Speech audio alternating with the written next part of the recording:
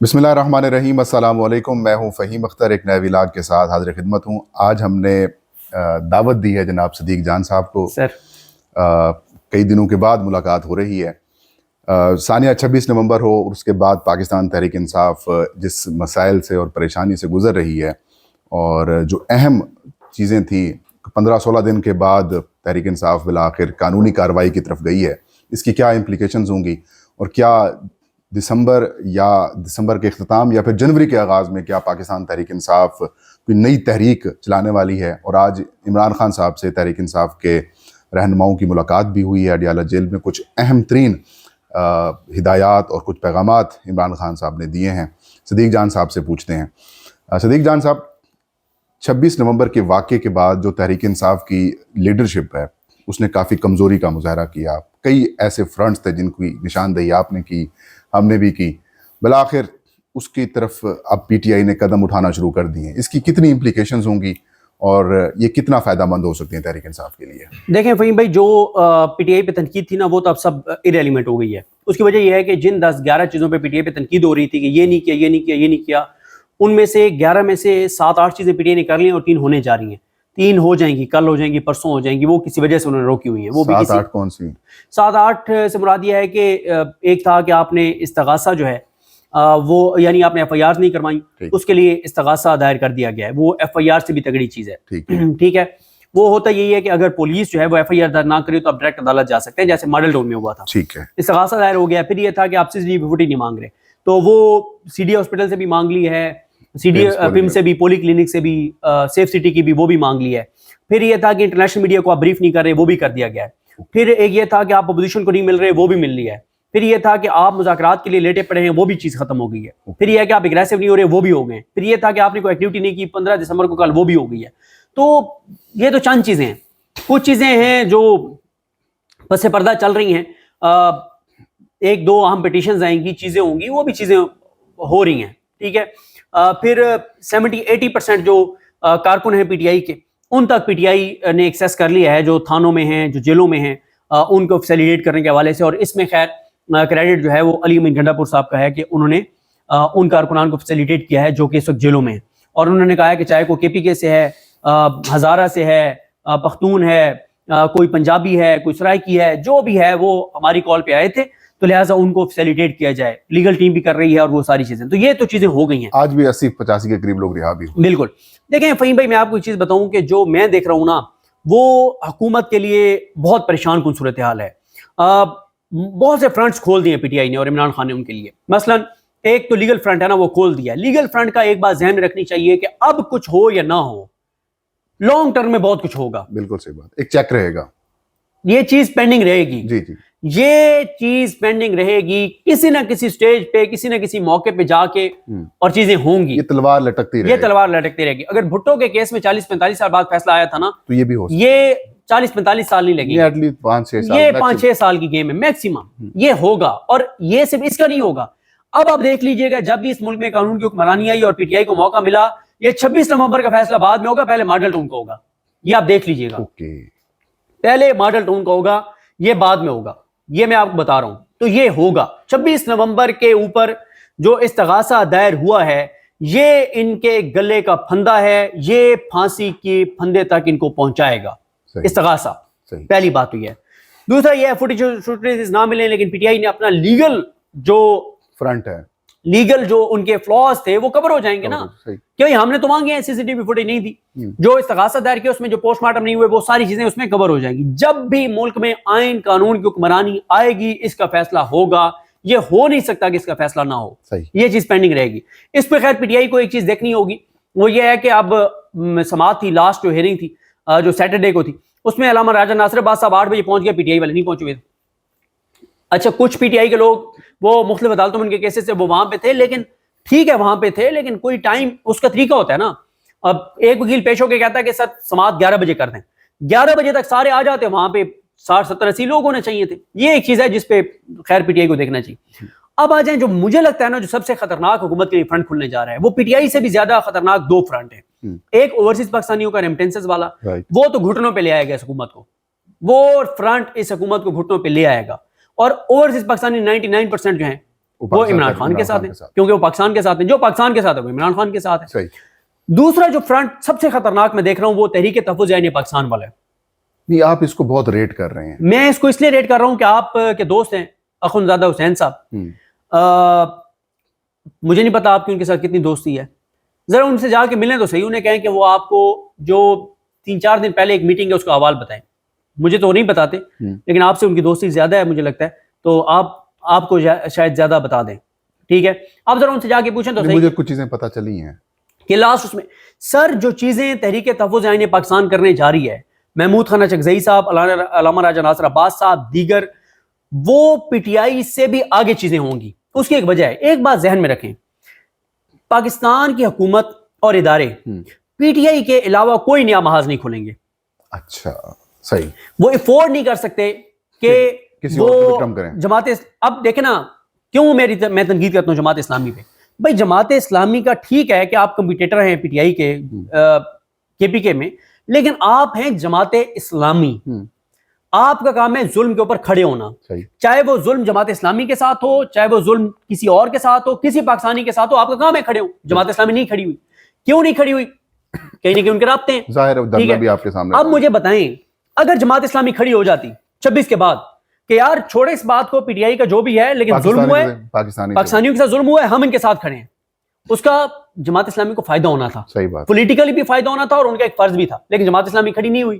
کیوں کھڑی نہیں ہوئی جماعت اسلامی؟ حالانکہ ان کو تو فائدہ تھا پولیٹیکلی, وہ تو گین کرتے, کے پی کے میں ان کا ووٹ بینک بڑھتا, لیکن کیوں نہیں کھڑی ہوئی؟ ظاہر کمپرومائز ہیں. کمپرومائز نے اس معاملے میں کہ ان کو کہہ دیا گیا کہ یہ آپ نہیں کریں گے, اور وہ جماعت اسلامی نہیں کرے گی. اچھا ٹی ایل پی نہیں کرے گی, وہ نہیں اس کے اوپر بیان دیا لیکن وہ اس کے اوپر نہیں کریں گے.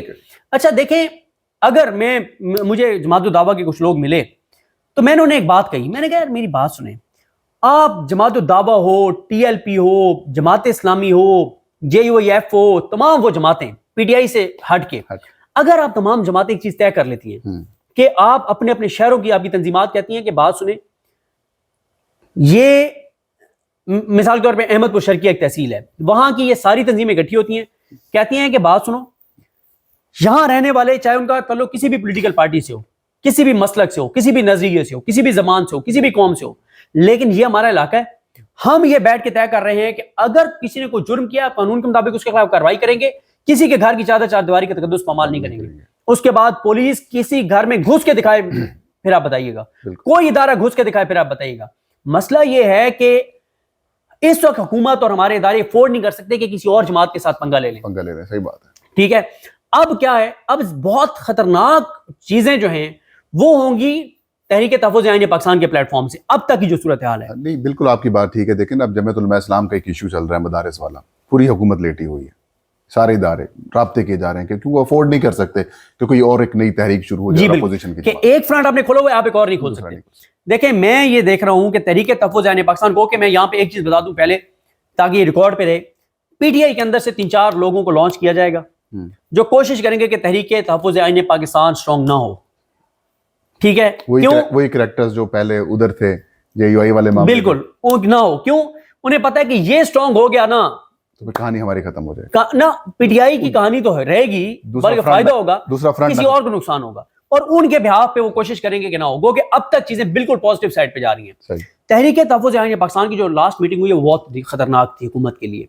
اس میں محمود خان چکزئی صاحب نے ایک تجویز دی. انہوں نے کہا کہ ہمیں 3 دن کے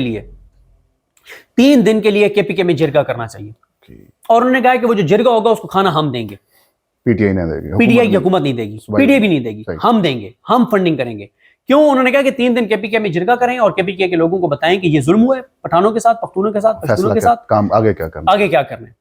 پھر اسی طرح سے ایم ڈبلیو ایم کے جو علامہ راجہ ناصر عباس ہیں, انہوں نے مشورہ دیا کہ آپ جس ڈسٹرکٹ کا شہید ہے اس ڈسٹرکٹ کے لوگوں کو نکالیں کہ یار یہ ہمارے ضلع کا بچہ تھا, ہمارا بچہ تھا, ہمارا بیٹا تھا, اس کو مارا گیا, ان کو نکالیں. پھر اسی طرح سے علامہ راجہ ناصر عباس صاحب نے ایک مشورہ دیا, انہوں نے کہا کہ پورے پاکستان کے اندر آپ کوئی ایک دن ایک ٹائم طے کریں, مثال کے طور پہ آپ ٹائم طے کریں کہ بدھ کے دن, مثال دے رہا ہوں, کہ 12 بجے پورے پاکستان میں جو کہیں بھی ہے, کوئی بندہ دفتر میں ہے, سڑک پہ ہے, چوک پہ ہے, چوراہے پہ ہے, کھیتوں میں ہے, کہیں بھی ہے, پورے 12 بجے 5 منٹ تک آپ نے اللہ اکبر کی صدائیں لگانی ہے. ٹھیک ہے، ان شہداء کے ساتھ اظہار یکجہتی کے لیے، مطلب یہ اس طرح کی تجاویز. پھر ایک تجویز دی تاکہ گئی ایشو زندہ بھی رہے اور لوگوں کے اندر ظاہر ہمدردی بھی حاصل ہوتی رہے. پھر اسی طرح سے علامہ راجہ ناصر عباس صاحب نے یہ بھی تجویز دی کہ آپ پورے پاکستان میں شہداء کے اوپر جو ہے وہ، اب ایک تو آپ نے یوم شہداء کر لیا نا، پورے پاکستان میں آپ ایکٹیویٹیز رکھیں. انہوں نے ایک مثال دی، انہوں نے کہا کہ یہ جو انقلاب ایران تھا وہاں پہ کیا ہوا تھا کہ کسی کو قتل کیا گیا تھا، اور امام خمینی صاحب کی طرف سے جو ان کے ساتھ لوگ تھے انہوں نے حوالہ دیا، وہ مجھے ایگزیکٹ بات نہیں پتا کہ انہوں نے کس کا حوالہ دیا، میڈیا بھی نہیں تھا سارا کچھ. تو انہوں نے کہا کہ اس کی جس کو قتل کیا گیا، جس کو شہید کیا گیا، اس کے لیے کسی ایک جگہ پہ قرآن خوانی رکھی گئی، دعائیہ تقریب رکھی گئی، نہ ہونے دی.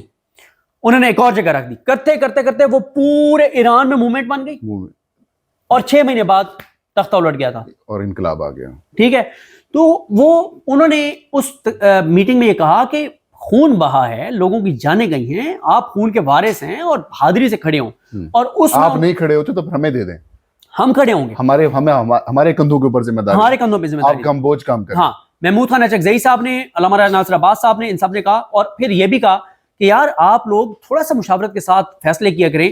20 نومبر کو ہم نے جلسہ رکھا ہوا تھا سندھ میں، جی ڈی اے نے اس میں شامل ہونا تھا. جی ڈی اے بہت بڑی طاقت ہے جی، سب سے پہلے الیکشنز کے خلاف جو سب سے بڑا گرینڈ جلسہ کیا احتجاج کا، وہ جی ڈی اے نے کیا تھا. بالکل.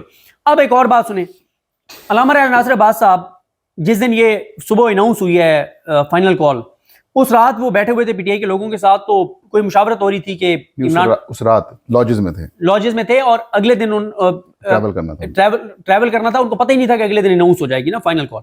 وہ بیٹھے تھے تو بات ہوئی کہ جی آپ خان صاحب کے پاس جائیں تو یہ کچھ چیزیں ڈسکس کریں اور یہ کریں. انہوں نے کہا یار میں تو صبح جا رہا ہوں زیارات پہ، اور سوری وہ حسن نصراللہ صاحب کا چیلم تھا، صحیح، اور وہ تھوڑا سا اس کی تاریخ بھی چینج کی گئی تھی علامہ راجہ ناصر عباس صاحب کی وجہ سے، کیونکہ ان کی تقریر تھی. وہ جب دوحہ پہنچے تو ان کو پتا چلا کہ فائنل کال اناؤنس ہو گئی ہے پیچھے. مطلب یہ کہ یہ جو ایک تحریک بنائی، الائنس بنایا ہوا ہے، ان کو بھی اعتماد بن گیا. پھر وہ یہ کہہ رہے ہیں کہ ہمیں اس بات کا احساس ہے، ادراک ہے، ایون کہ خان صاحب نے کہا تھا کہ تمام جماعتوں کو دعوت دیں. بالکل، وہ یہ کہہ رہے ہیں کہ ہمیں اس چیز کا احساس اور ادراک ہے کہ پی ٹی آئی کے اوپر کتنا دباؤ ہے، آپ ہمیں اب آگے آنے دیں. ہم شہداء کے گھروں میں جائیں گے، اور انہوں نے جانا شروع بھی کر دیا.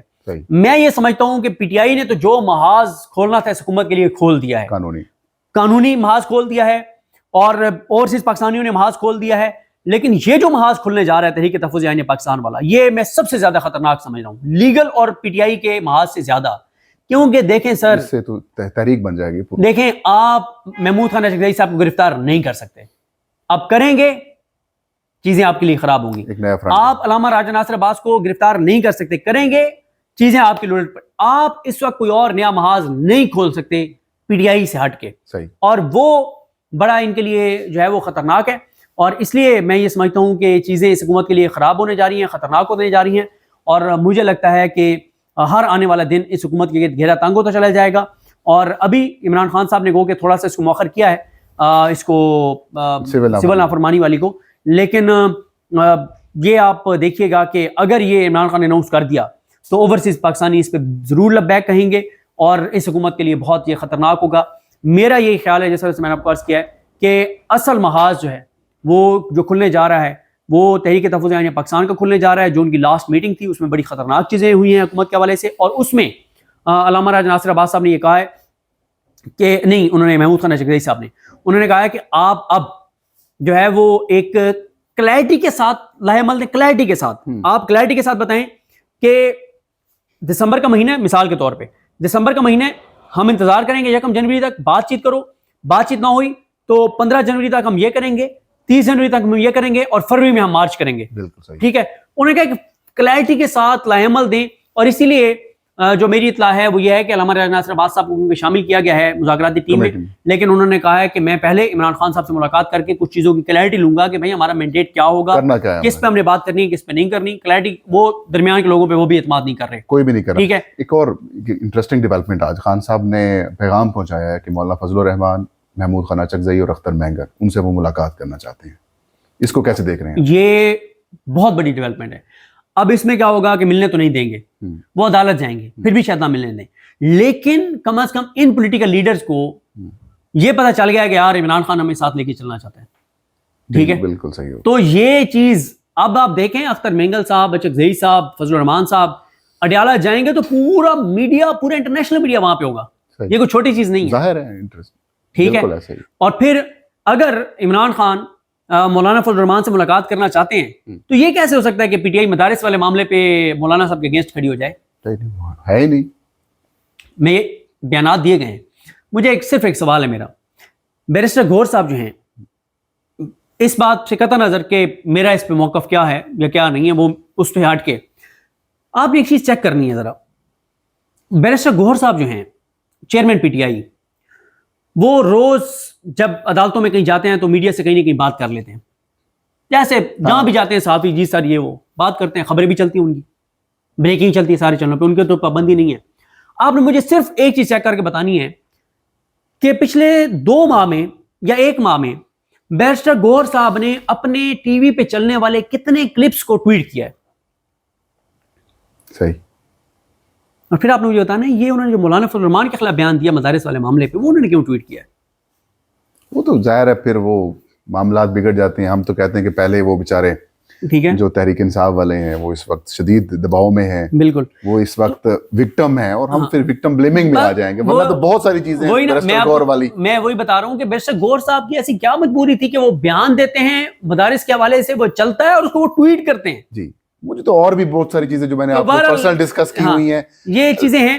لیکن میں حکومت کے لیے زیادہ خطرناک محاذ تحریک تحفظ عین پاکستان کو سمجھ رہا ہوں, اور ساتھ ہی اگر یہ خان صاحب سے ملاقات ہو جاتی ہے تو یہ حکومت کے اوپر سرجیکل سٹرائک ہوگی. مولانا فضل الرحمان, اچکزئی صاحب, مینگل صاحب اور عمران خان کی ملاقات. مولانا فضل الرحمان نے ہی تجویز دی تھی کہ میں اکیلا ملاقات نہیں کروں گا. جب 26ویں آئینی ترمیم کے وقت معاملات چل رہے تھے تب یہ بات سامنے آئی تھی صدیق صاحب کہ مولانا فضل الرحمان کو یہ سجیشن دی گئی تھی JUI کی اپنی طرف سے کہ آپ چلے جائیں ملاقات کے لیے. تو انہوں نے کہا میں اکیلا نہیں جاؤں گا, میں اچکزئی اور اختر مینگل کو ساتھ لے کے جاؤں گا. اور پھر PTI نے کہا تھا, اسد کیسر نے کہا تھا اس میٹنگ میں کہ آپ کو روک دیں گے. انہوں نے کہا جب میں جاؤں گا تو پھر نہیں روکیں گے, بالکل ایسے ہی, جب روکیں گے پھر تب دیکھ لیں گے. بالکل ایسے ہی. تو حالات اس طرف اگر بن جاتے ہیں تو یقیناً صدیق جان جس طرح آپ کہہ رہے ہیں کہ ان کے لیے بڑی خطرے کی گھنٹی بھی بن سکتی ہے. اور ایسی صورتحال جب جنوری کے 20 یا 22 تاریخ کو ڈونلڈ ٹرمپ 47 میں صدر بنیں گے اور یہ موو پاکستان میں ہو رہی ہوگی تو بہت اس کا امپیکٹ آئے گا. یہ تھا آج کا ویلاگ. مجھے اور صدیق جان کو اجازت دیجیے. اللہ ہم سب کا حامی ناصر ہو.